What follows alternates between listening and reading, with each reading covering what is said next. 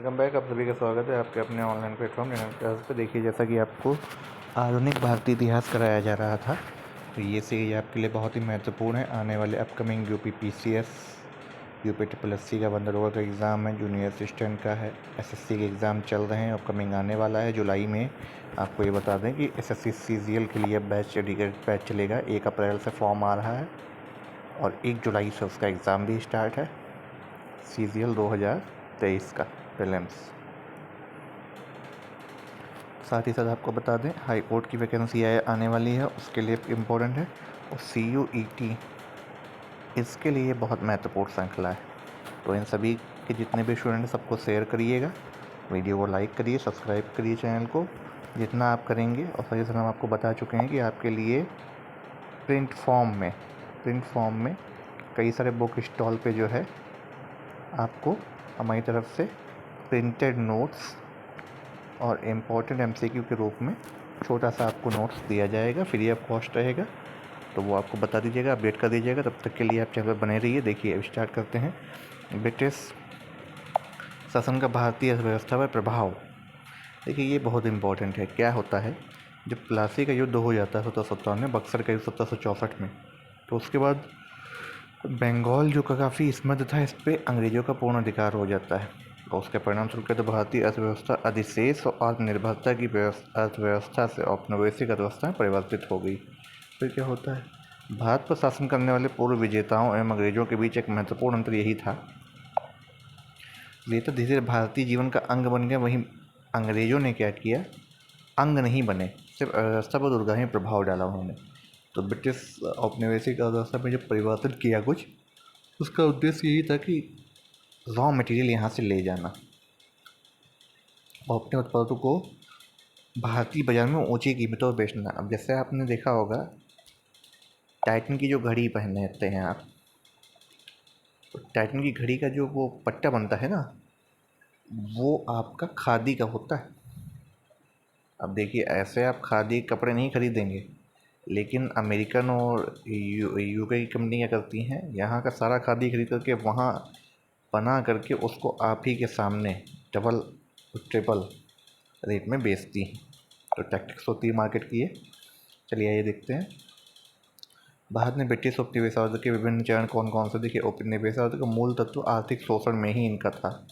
तो मुख्यतः जो 3 चरणों में था, पहला वाणिज्यिक पूंजीवाद 1757 से 1813, फिर औद्योगिक आया था 1813 से 1858, और वित्तीय पूंजीवाद 1860 के बाद का, जब प्रेस वगैरह आपकी चल जाती है।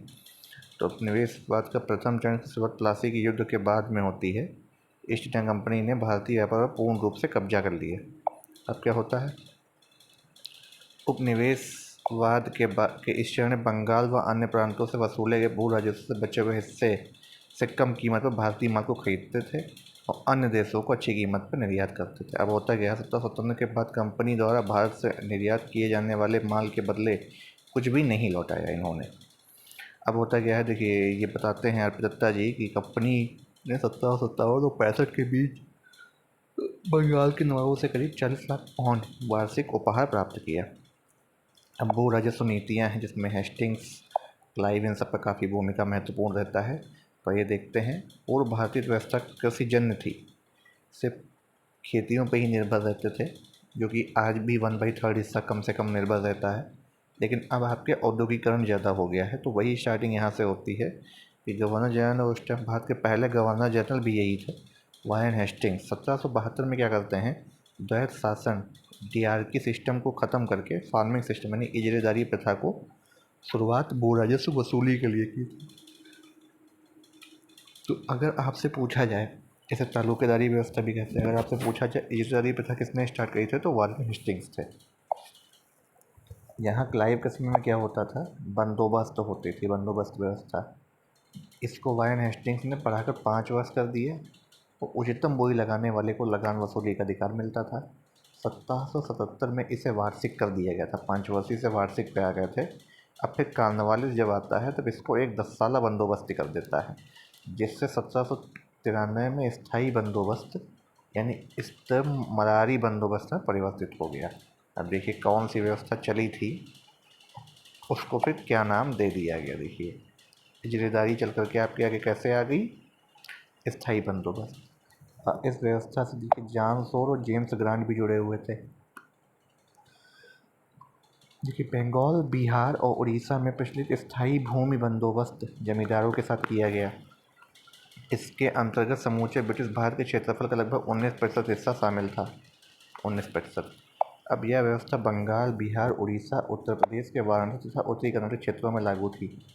इस व्यवस्था के अंतर्गत जमींदार भू राजस्व की वसूली कर का उसका 10वां अथवा 11वां हिस्सा अपने पास रखता था और शेष हिस्सा अपनी कंपनी के पास जमा करता था।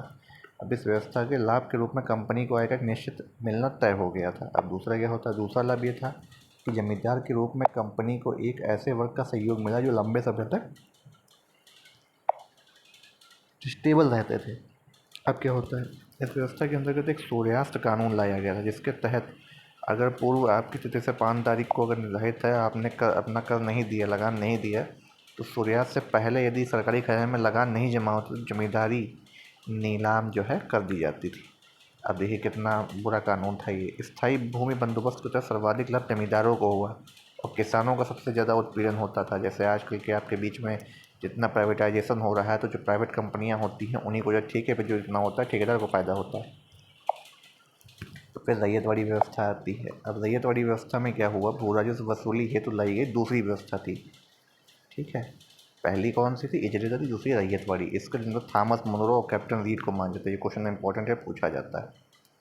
तो 1792 में कैप्टन रीड के प्रयासों से रैयतवाड़ी व्यवस्था को सर्वप्रथम तमिलनाडु के 12 महल में लागू किया गया।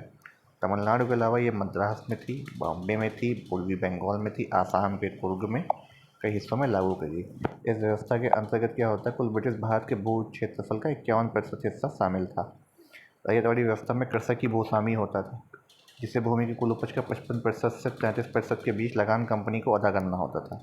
अब महालवाड़ी व्यवस्था आती है। इसमें भू राजस्व का निर्धारण महाल या समूचे ग्राम के उत्पादन के आधार पर किया जाता था। अब क्या होता है, इसमें कृषक भूस्वामियों के भू राजस्व का निर्धारण संयुक्त रूप से किया जाता था। इसमें गांव के लोग अपने मुखिया या प्रतिनिधियों द्वारा एक निर्धारित सीमा के अंदर लगान की अदायगी जिम्मेदारी अपने ऊपर लेते थे। इस पद्धति का जो महालवाड़ी थे, ये हॉल मैकेंजी को माना जाता है, इंपॉर्टेंट है, पूछा जाता है। तो 1819 में क्या होता है, अपने प्रतिबंधन में इन्होंने महलवाड़ी व्यवस्था का सूत्रपात किया था। जैसे मार्टिन बर्ट तथा जेम्स थॉमसन ने के बंदोबस्त में सबसे अच्छे रूप में सामने आई। महलवाड़ी व्यवस्था क्या थी, ब्रिटिश भारत के कुल क्षेत्रफल से 30% हिस्सों पर लागू थी, तो एक बड़ा हिस्सा भी इससे कवर हो रहा था। अब इसमें क्या, दक्कन के कुछ ज़िले थे, उत्तर भारत यानी अवध प्रांत वगैरह, आगरा देखिए अवध आ गया, मध्य प्रांत पंजाब के कुछ हिस्सों में भी शामिल था ये, जो कृषि के लिए काफ़ी अच्छे क्षेत्र भी रहे हैं। देखिए इस व्यवस्था का परिणाम ग्रामीण समुदाय के विखंडन के रूप में सामने आया। सामाजिक दृष्टि से व्यवस्था बहुत ही विनाशकारी और लेकिन आर्थिक दृष्टि से काफ़ी विफल सिद्ध हुई। अब देखिए क्या होता है, खाद्यान्नों की जब कमी पड़ती है तो उड़ीसा में भयंकर अकाल पड़ता है। 19वीं शताब्दी में अकालों में आपदा का महासागर भी इसे कहा जाता है।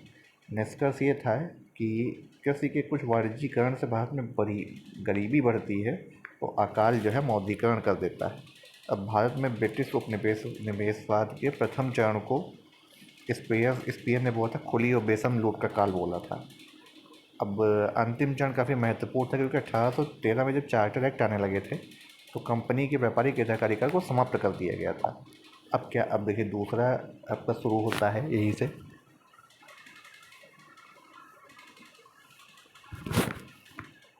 देखिए उपनिवेशवाद का जब दूसरा चरण आता है तो उसे मुक्त व्यापार या पूंजीवाद का दूसरा चरण कहा जाता है। ब्रिटिश के माल के आयात का मुख्य बाजार बना दिया।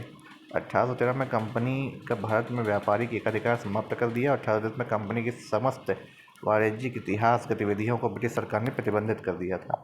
अब 1833 में क्या होता था, 1833 के बाद भारत के सभी शहर, कस्बे, गांव, जिले, कारखाने, कृषि उद्योग, जनसंख्या, विशाल मानव समुदाय ब्रिटिश संसद द्वारा ब्रिटिश पूंजीपतियों के मुक्त प्रयोग के लिए खुला छोड़ दिया गया। अब होता क्या है, अब ब्रिटिश उपनिवेशवाद के इस चरण में भारत का उपयोग ब्रिटेन की मशीन निर्मित वस्तुओं के बाजार के रूप में ब्रिटेन कच्चे माल और खाद्यान्नों का उत्पादन और पूर्ति करने में लगा हुआ था। अब इसके बाद आपका डी इंडस्ट्रियलाइजेशन आएगा, जब कार्ल मार्क्स आपके कुछ वहाँ पे करते हैं, भारतीय रेल आती है, कई सारी बैंकों का उदय होता है। तो ये आपको आने वाले हम वीडियो में बताएंगे।